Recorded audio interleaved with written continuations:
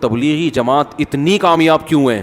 پھیل رہا ہے. وجہ کیا ہے کہ جب یہ دعوت دینے کے لیے جاتے ہیں تو اپنے آپ کو چھوٹا بنا کے, یہ نہیں کہ ہم تیرے کو سکھانے آئے ہیں, تجھے کچھ پتہ ہے نہیں بھائی, ہم سیکھنے آئے ہیں, آؤ مسجد میں بیٹھ کے مذاکرہ ہوگا, ہم بھی سیکھیں گے آپ بھی سیکھیں گے. ہم تو یہ جو سیکھتے اور بھائی اور عزت اور کوئی یار کیا کیا باتیں آتی ہیں دماغ میں کھوپڑی میں. ابھی میں ایک واقعہ سنایا نا, جس نے مجھے سنایا تو بس میں آنکھوں سے ضبط نہیں کر پا رہا تھا.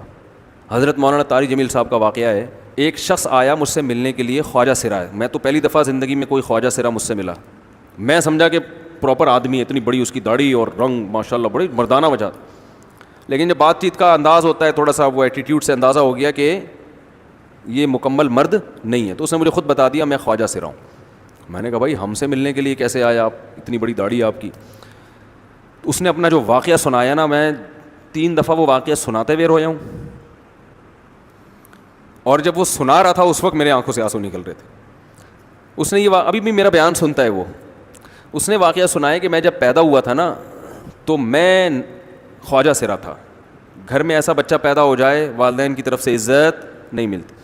جب 10-12 سال کا ہوا تو نہ بھائی مجھے عزت دے رہا ہے اور نہ میرا والد مجھے عزت دے رہا ہے. میں بھائی کے ساتھ کہتا ہوں مجھے باہر لے کے جاؤ تو وہ کہتے ہیں لوگ میرا مذاق اڑائیں گے تمہیں دیکھ کے. ظاہر ہے اس کی حرکتیں تھوڑی زنانہ لڑکیوں والی حرکتیں ہوتی ہیں.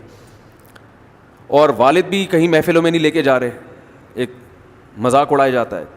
کہنے ایک دفعہ میں کہیں گزر رہا تھا تو یہ جو ہوتے ہیں نا خواجہ سراؤں کی پوری ایک جماعت تھی, انہوں نے مجھے پہچان لیا, دیکھا اتنا اچھا. اس وقت نہ اس کی داڑھی اور یعنی اس میں خواتین والی ہی علامتیں تھیں زیادہ.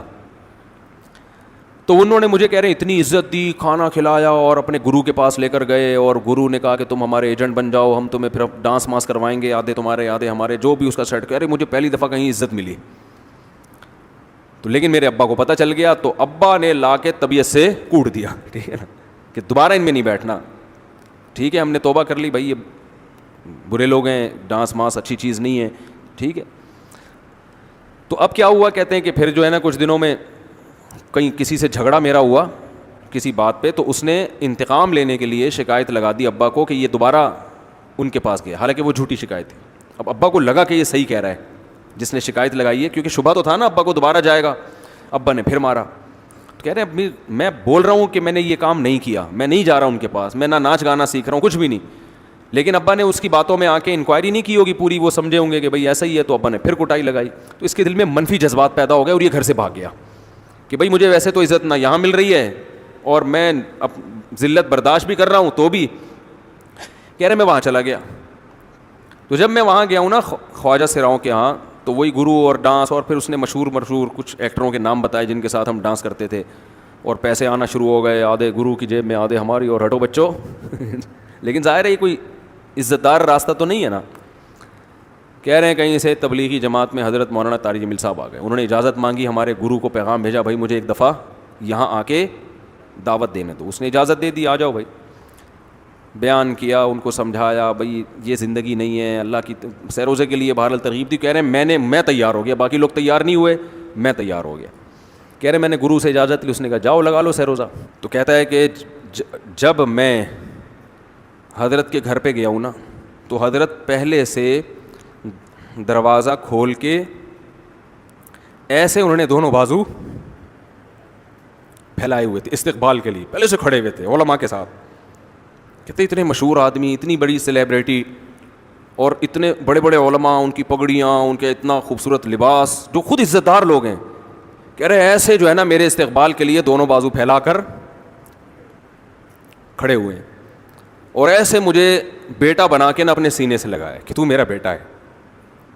کہہ رہے خدا کی قسم مجھے زندگی میں پہلی مرتبہ ایسی عزت ملی مجھے کسی سے, اور اس عزت دینے میں مولانا کا کوئی مفاد, بولو بھائی, کچھ بھی, بلکہ ذلت ہو گئی نا. لوگ کہتے ہیں خواجہ سرا کو بیٹا بنایا ہوا ہے, اور اس وقت تو اس میں بیچارے میں کچھ زنانہ سی علامتیں بھی تھیں. تو خواجہ سرا کو کیا دے رہے ہیں, عزت دے رہے ہیں. کیا کسی تاجر پہ محنت کرو تو تھوڑا چندہ دے دے گا مدرسے کو, ایسا ہی ہے نا. اور کسی افسر پہ محنت کرو تو تعلقات کیا ہو جائیں گے, جب وہ دین پر آئے گا تو اس سے کیا فائدہ.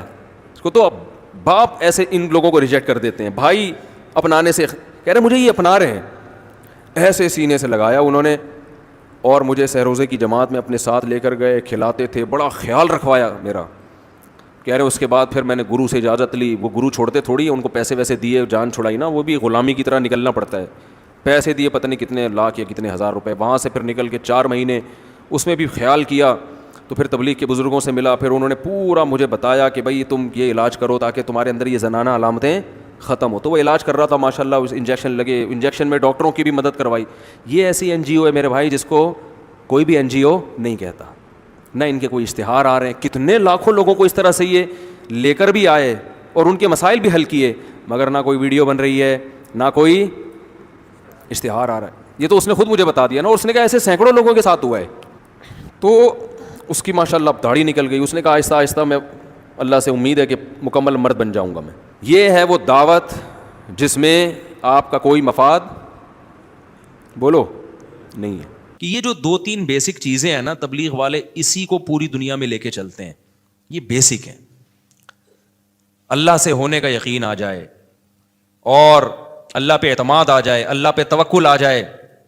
میں نے تبلیغ والوں کو نہیں دیکھا کہ وہ جب کوئی مصیبت آئے نا تو وظیفوں میں لگے ہوئے ہوں, کیونکہ اکثر یہ واقعہ بتایا جاتا ہے بھائی 2 رکعت صلاۃ الحاجت پڑھ کے اللہ سے. میرے والد صاحب تبلیغ میں لگاتے تھے نا, کوئی پریشانی آتی 2 رکعت پڑھ کے اللہ سے مانگتے تھے. یہ صلاۃ الحاجت کے نام سے کوئی حدیث میں نماز نہیں ہے, لیکن نام دینے میں کوئی حرج نہیں ہے. حدیث میں آتا ہے جب بھی کسی کو کوئی مشکل ہو نا 2 رکعت پڑھ کے اللہ سے مانگے, تو اس کا نام بعد میں آسانی کے لیے صلاۃ الحاجت رکھ لیا. تو یہ چیز نظر آئے گی آپ کو تبلیغ والوں میں. اچھا, تبلیغ والے بدعت کے خلاف ایسے بیان نہیں کرتے کہ تیجا غلط ہے, 40واں غلط ہے, فلانا غلط ہے, ڈمکانا, کبھی نہیں سنا ہوگا.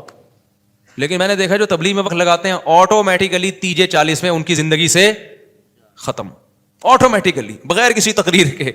کیونکہ مزاج یہ بن جاتا ہے بھائی اللہ کے حکم کو نبی کے طریقوں پر پورا کرنا ہے.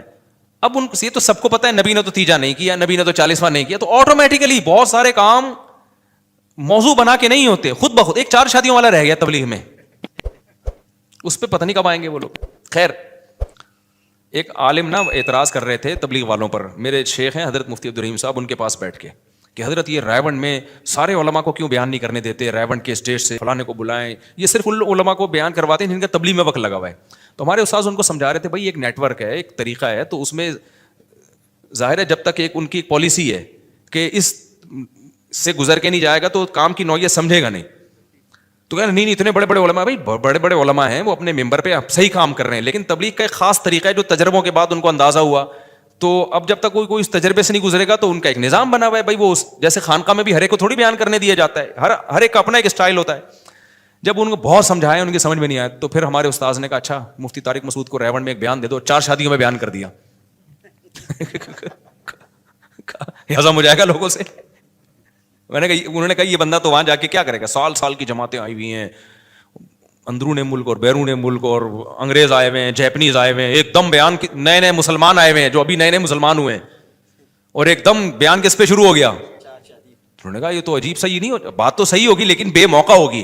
پھر وہ صاحب خاموش ہو گئے, انہوں نے کہا یہ مثال آپ نے بالکل صحیح دی ہے. تو ان کا ایک پروسیس ہے بھائی, اتنا ٹائم گزارو, اس کام کو سمجھو. تو آپ اپنے ممبر پہ جو بھی ہیں, لیکن جب آپ تبلیغ میں نکلیں گے تو آپ کو اس سے دائیں بائیں جانے کی ضرورت نہیں ہے. تو تبلیغ میں جو ہے نا جو وقت لگاتے ہیں, مجھے بڑی اس پہ ہوتی ہے کہ بھائی یہ اسلام کے جو بیسک چیزیں ہیں, اور کسی اختلاف اور طنز کے بغیر توحید پر بیان ہوگا, مشرکوں پہ طنز نہیں ہوگا. بدعت کے خلاف بیان ہوگا, بدعتیوں پہ طنز نہیں ہوگا. اور ختم نبوت پہ بیان ہوگا, ختم نبوت کے منکرین پہ طنز نہیں ہوگا. جو کر رہے ہیں وہ ایک الگ فیلڈ ہے, میں اس کی جو علماء ختم نبوت جو کام کر رہے ہیں وہ تو بہت بڑا کام ہے. تو تبلیغ میں کسی شعبے کی نفی نہیں ہوتی, میں تو صرف تبلیغ کا مزاج بتا رہا ہوں کہ کام سارے ہو رہے ہیں لیکن نام نہیں ہے. یہ بہت مضبوط بنیادوں پہ کام ہو رہا ہے, اور کتنی بڑی قربانی ہے. میں مثال دے رہا تھا نا یار, ہم تو جب سفر میں جاتے ہیں ہم سے تو 2 دن نہیں گزارے جاتے, اتنی ٹینشن ہوتی ہے, بھاگو. تو 1 سال کے لیے نکل جانا, 7 مہینے کے لیے, چلے کے لیے, سہروزے کے لیے, اور کوئی انٹرٹینمنٹ کوئی ہے نہیں وہاں پہ. وہی بیان ہو رہے ہیں, وہی ایک صاحب کھڑے ہو جائیں گے, ایک رکشے والا کھڑا ہو جائے گا, بھائی اللہ سے ہونے کا یقین آ جائے, غیر اللہ سے نہ ہونے کا یقین آ جائے, ایک رکشے والا. پھر بیان آپ کبھی کس کا, ایسے لوگوں کا بیان بھی جن کی زبانی سمجھ میں نہیں آ رہی ہوتی ہے آپ کو. تو یہ بڑی قربانی کی بات ہے. اس لیے کوئی تبلیغ والے ملنے آتے ہیں تو میں ان سے دعا کا کہتا ہوں بھائی ہمارے لیے بھی دعا کرو. کیا خیال ہے؟ کیونکہ بڑی قربانی ہے. کوئی تبلیغ میں جو وقت لگا کے علماء سے تعلق رکھے نا, اس کے کام میں نکھار پیدا ہوتا ہے. تبلیغ میں یہ بات سکھائی جاتی ہے, فضائل کا علم فضائل کے حلقوں میں, مسائل کا علم علماء کے پاس. اگر تبلیغ میں جو وقت بہت لگائے علماء سے کٹ گیا, اس میں گمراہی کا خطرہ ہوتا ہے. اور یہ بات مولانا الیاس رحمۃ اللہ علیہ نے بہت پہلے لکھ دی تھی. فرمایا دو کام اگر تبلیغ میں کمی ہو گئی نا ان کی, تو یہ بہت بڑی گمراہی بن سکتی ہے. ایک ذکر کی کمی اور ایک علم کی کمی ہے. دونوں میں سے علم آگے, اگر ذکر کی کمی ہو گئی تو اخلاص ختم ہو جائے گا.